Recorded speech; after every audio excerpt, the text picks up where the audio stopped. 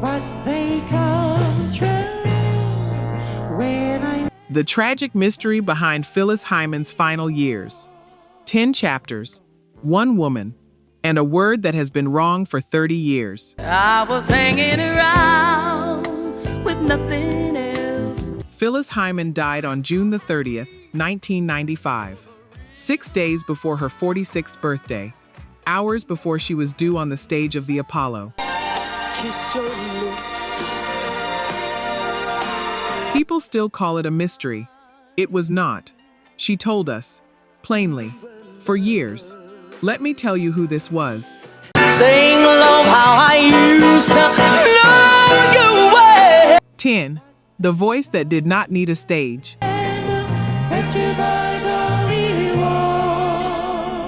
Before I tell you anything about labels or charts or the last day of her life, I need to tell you what it was like when she opened her mouth, because that is the part that makes everything after it hurt.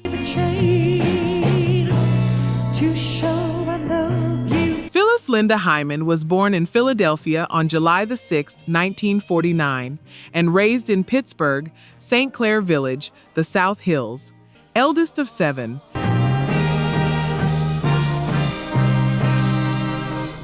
She was a contralto, 6'1".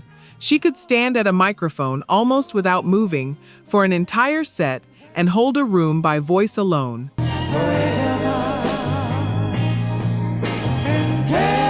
In 1975, Norman Connors was building an album called You Are My Starship. The singer he wanted was unavailable. Someone told him about a woman working a club on Manhattan's Upper West Side. He went. He heard her. He offered her the album.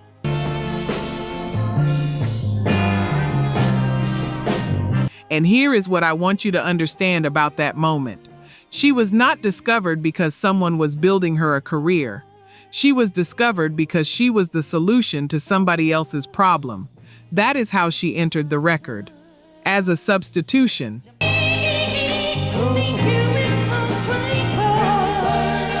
She made it hers anyway. Her reading of Betcha by Golly Wow, a song the Stylistics had already made famous, put her on R&B radio. So I know where you are. The album went gold. Buddha Records gave her a solo deal, and in 1977, her self-titled debut arrived.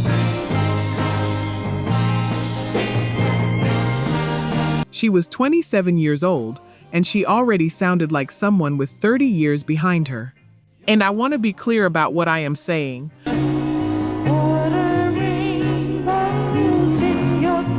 From this point forward, every single person who worked with Phyllis Hyman agreed on one thing. The instrument was extraordinary.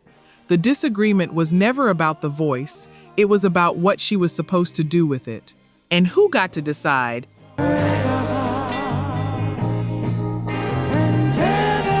If this name was in your house growing up, if it was on a turntable in a room you remember, you already understand what I am about to say. There was never a question about whether she was great. There was only ever a question about whether great was enough.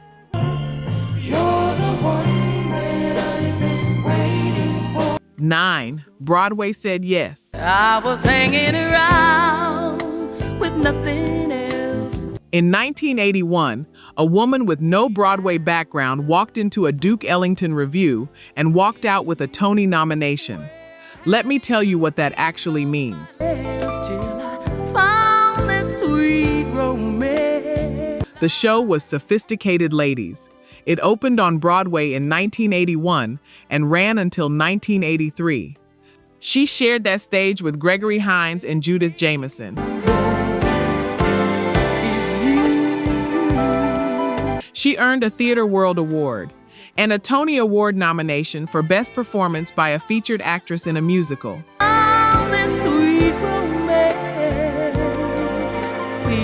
Not a nomination in a category nobody watches, a Tony nomination on Broadway, in a Duke Ellington production, in her first theatrical role. No, I didn't stand a chance. And she stayed with that show for years. night after night, 8 shows a week. Because the stage gave her something the record business never quite did. A room where the response was immediate and the verdict was hers. I needed love to keep me feeling good. Understand what this proves. There was no ceiling on her ability. Broadway is not a genre-flexible business. It does not care what your last single did. It cares whether you can hold the house.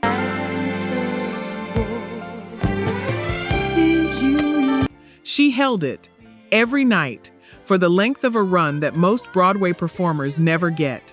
So when you hear later in this story that she was difficult, that she was hard to place, hard to market, hard to work with, I want you to hold this chapter against it. When you touch me, there's something deep inside. Broadway did not find her difficult.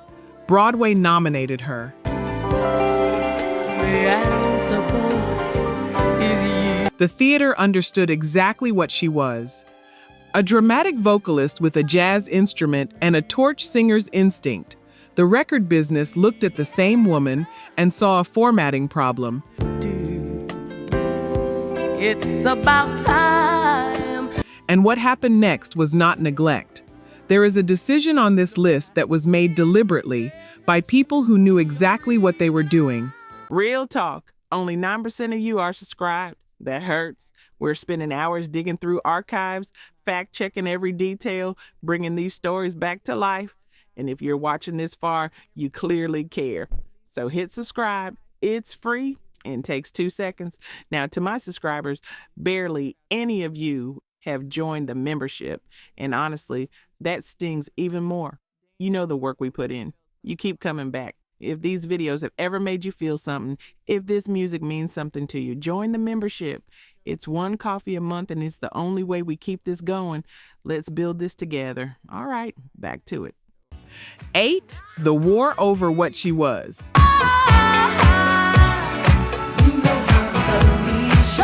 Before I tell you what Arista did, I need you to understand that Clive Davis was not wrong about her talent. He was certain of it. That is what makes this chapter what it is.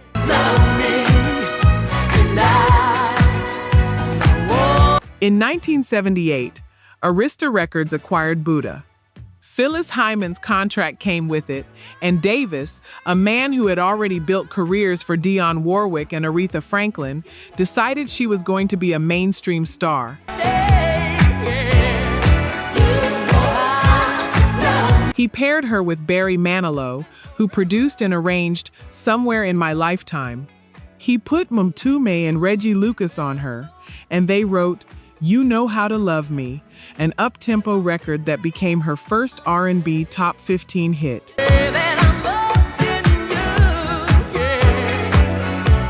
And she resisted, not because the songs were bad, because they were not hers.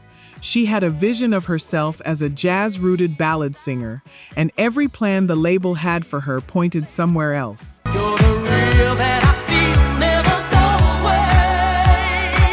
The music journalist David Nathan described the standoff plainly.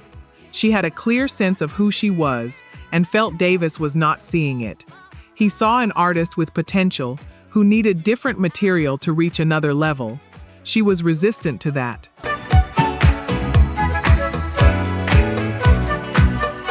Both of those things are true at the same time. That is what makes it a tragedy instead of a villain story. Davis was not looking for an album that sold 500,000 copies. He was looking for millions. And here is the part that gets left out. That's what people say. But She did not lose that argument quietly. She said what she thought, to executives, to journalists, to anyone in earshot. Which is how a woman defending her own artistic identity gets a reputation for being impossible to work with. and I'm so happy you're the rhythm. By 1983, she was openly unhappy with the material she was being handed.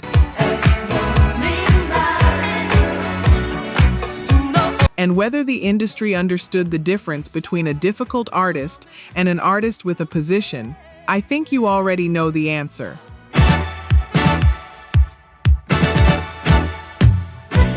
Seven 1984. Kiss your lips. This is the chapter people bring up first, and usually they bring it up wrong. So let me be precise about what happened and what it means. People say yes, they do. In 1984, Arista Records signed a teenager named Whitney Houston. The same year, Phyllis Hyman was dropped from the label. A lonely, lonely dream. I am not going to tell you those two facts are the same fact. I am going to tell you they happened at the same address in the same 12 months, and that everyone in Hyman's camp understood them as one event.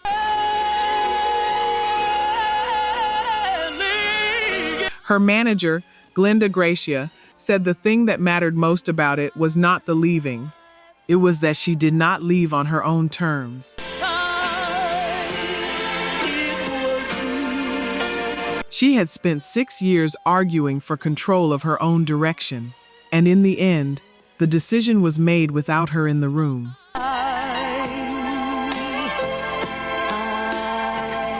Years later, before her death, Hyman said something about that period that I want you to sit with. She said Clive Davis taught her never to be afraid because she had been terrorized by him. That is her sentence. Not a biographer's, not a fan's, hers. And I will say clearly what most people won't. A record executive is permitted to prefer one artist over another. That is the job.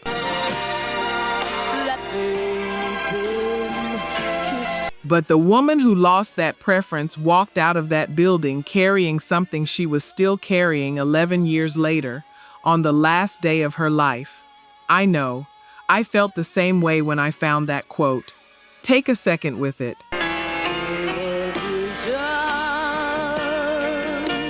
Because here is the arithmetic of 1984. She was 35 years old.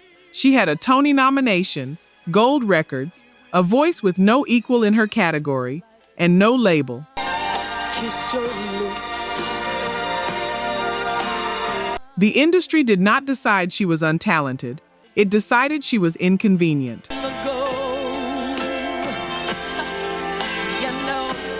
Those are not the same verdict, and only one of them is honest.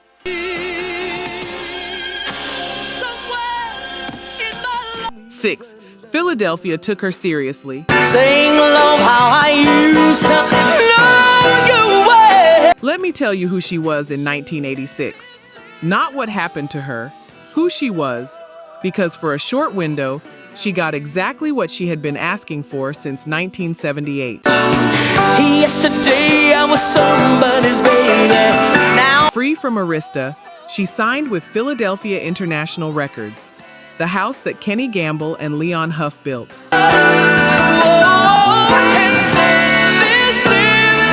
They did not want her to be a pop star. They wanted her to be what she already was, a voice for standards and torch songs and grown ballads that took their time. The album was Living All Alone, 1986. feels good to have somebody to love. And the record they built around her was the darkest, most adult work of her career, which is precisely what she had been arguing for.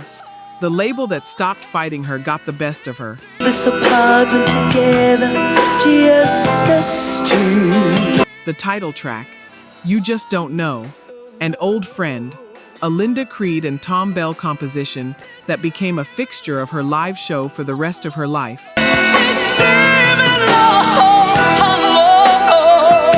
Think about what she is doing there.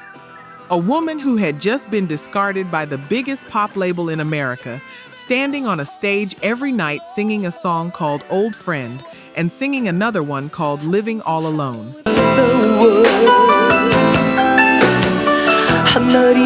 She was not hiding. She never hid. That is going to matter enormously in about 4 chapters. Here is the gap I want you to hold. Feels good to have somebody hold you tight. This is the best regarded stretch of her recording career, and it is the stretch during which she was, commercially speaking, invisible to the general public. You're right. Vinyl in a bin nobody was flipping through. A voice at the height of its powers, preserved on records that most of America never bought.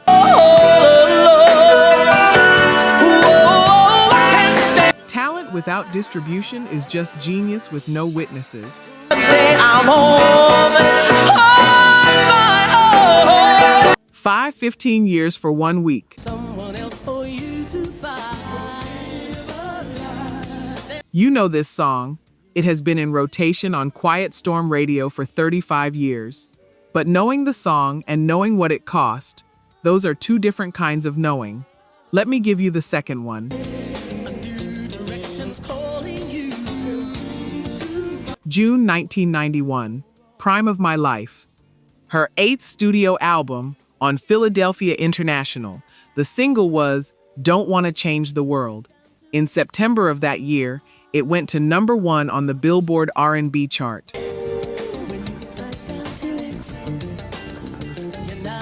Number 1, her first.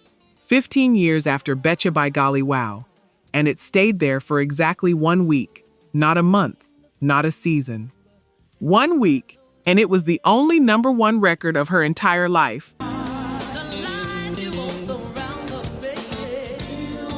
The album followed it into the R&B top 10.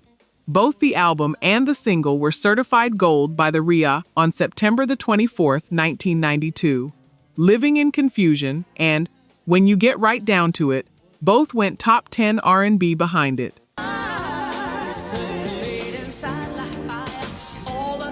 She was 42 years old, and she had finally done the thing. And now, the number I want you to hold.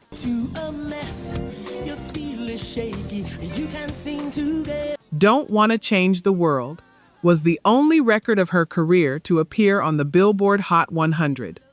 It peaked at 68 in her best year, with her biggest record, on her only appearance. That is the ceiling the industry built for her, expressed as a number. Prime of My Life would be the last studio album released in her lifetime.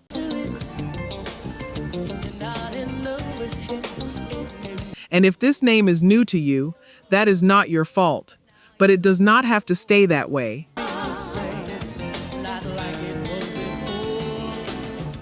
Some of you are going to go look this record up when this video ends. Good. That is exactly the point.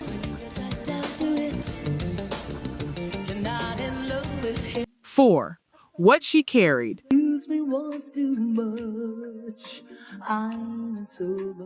Let me tell you who Phyllis Hyman was when there was no audience in the room, because the public version of this woman, the glamour, the gowns, the chandelier earrings, is the least accurate portrait we have of her.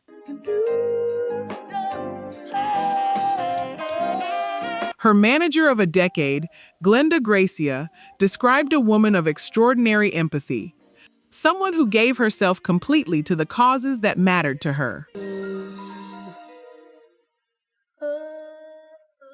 Gracia said you could find her in a soup line, serving people in a shelter, donating her services to raise money against AIDS, working on behalf of women and children who had been abused. She visited people who were sick. Patients asked for her by name, and she went, repeatedly, to sit with strangers who were dying. And I want to be precise about this. Those visits took a heavier toll on her than she understood at the time. Gracia said something after her death that has stayed with me since I first read it. She said that Hyman was so sensitive to the suffering she saw in the world. Stress is a hard thing to come by. War, AIDS, homelessness, racism, all of it running unchecked, that she may simply have stopped wanting to live in a world that contains so much of it. Take me down, got me spinning around. That is her manager of 10 years. Not a theory from outside, an account from the person who stood next to her. Some of you just got quiet. That is the right response. I thought you could do no wrong until... Because it reframes everything. This is not a story about a diva who could not handle rejection. This is a story about a woman with an unusual capacity for other people's pain, working in an industry that had no use for that capacity at all. She gave it to strangers in hospital rooms. She gave it to shelters. She gave it to the record. And when she needed someone to hold some of it back for her, there was a great deal less on offer. Chapter 3 is the story I told you about at the beginning, the decision that was not neglect. Now that you have the full picture, you will understand why I said it that way.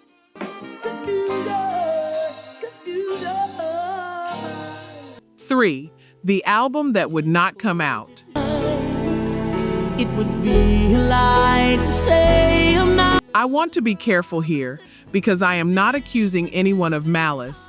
I am telling you what a business decision did to a specific human being in the last year of her life. I can choose, and baby, By 1994, Phyllis Hyman had recorded a new album.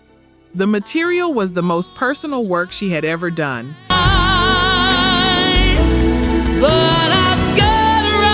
Songs about loneliness, exhaustion, and holding on. One of them was called This Too Shall Pass. Another was called I Refuse to Be Lonely. The album was finished, and it did not come out. Not for a month, not for a season. The release was held up in what was described as cost negotiations, a term that means the record and the money could not be reconciled.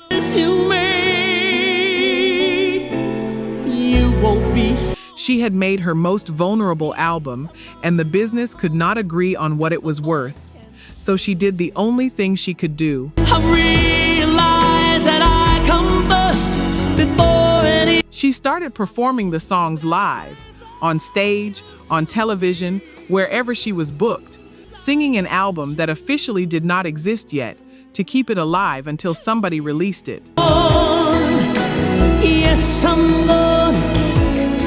The delay hurt her emotionally.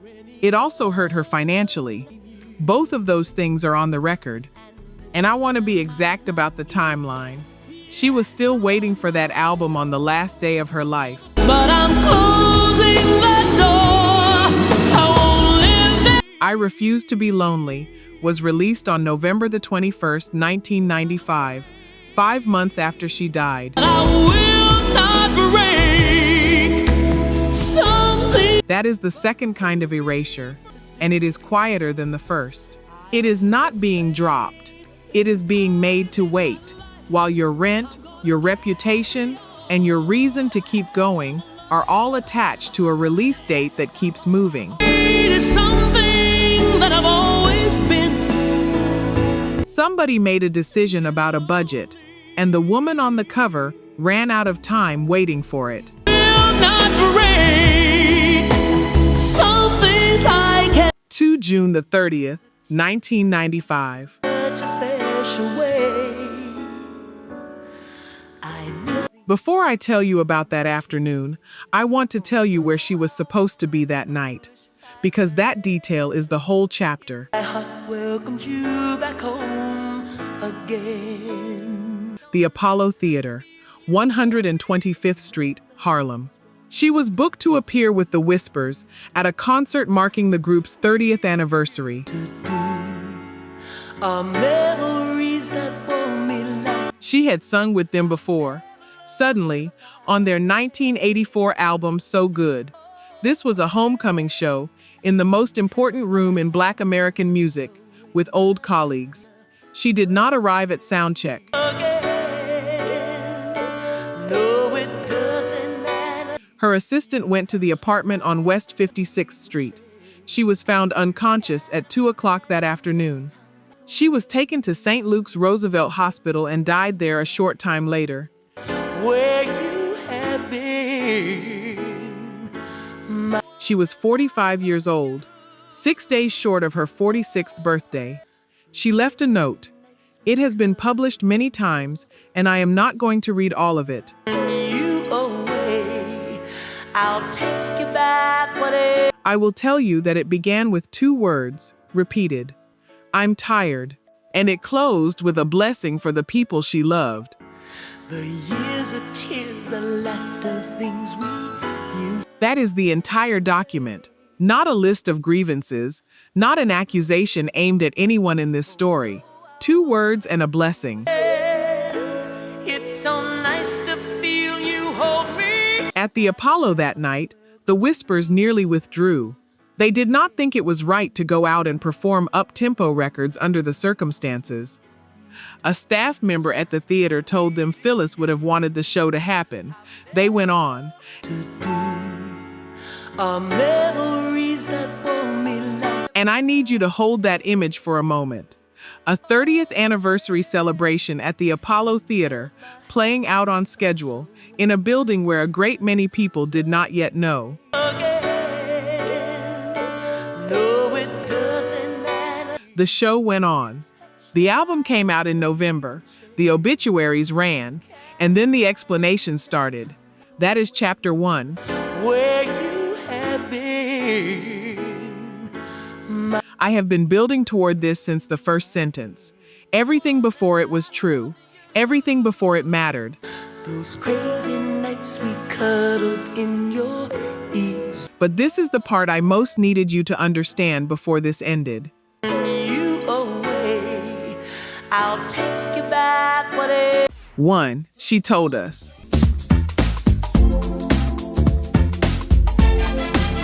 Let me tell you who Phyllis Hyman was on the subject of her own suffering. She was the most honest person in the room, every single time.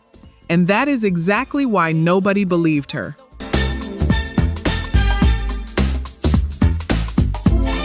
After she died, the story that spread fastest was that it had been about a man, that she had been despondent over her love life. That's to win your heart. That was the easy conclusion, and people reached for it, partly because her songs were full of that kind of pain. It was not accurate. It was a story that fit the catalog. Here is the documented record instead.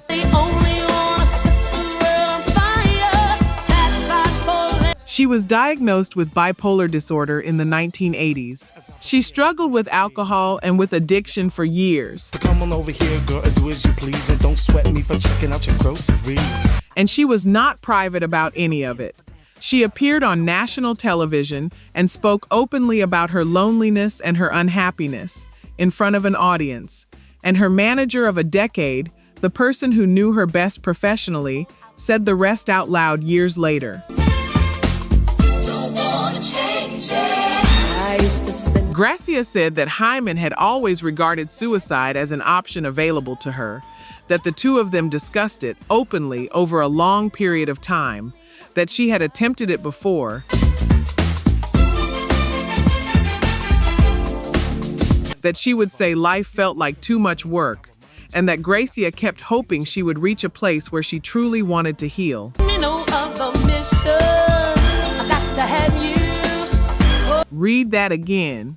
There was no code. There was no hidden signal that only hindsight could decipher. This is what I mean when I say it was not a mystery. Seeking fortune and fame.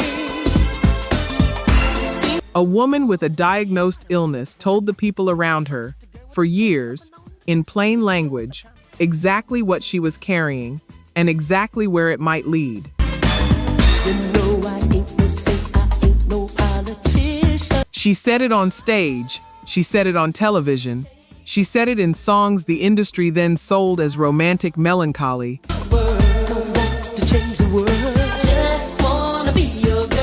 And it was heard as temperament, as drama, as a difficult artist being difficult again. That is the verdict, and it deserves to be said clearly. Baby, that's not my way. We did not lose Phyllis Hyman to something unknowable. We lost her to an illness that was named, in a business that had no framework for it, surrounded by people who had been trained to hear her honesty as performance. The mystery was never hers. The mystery is ours, and the fact that we still call it one is the last thing the industry took from her.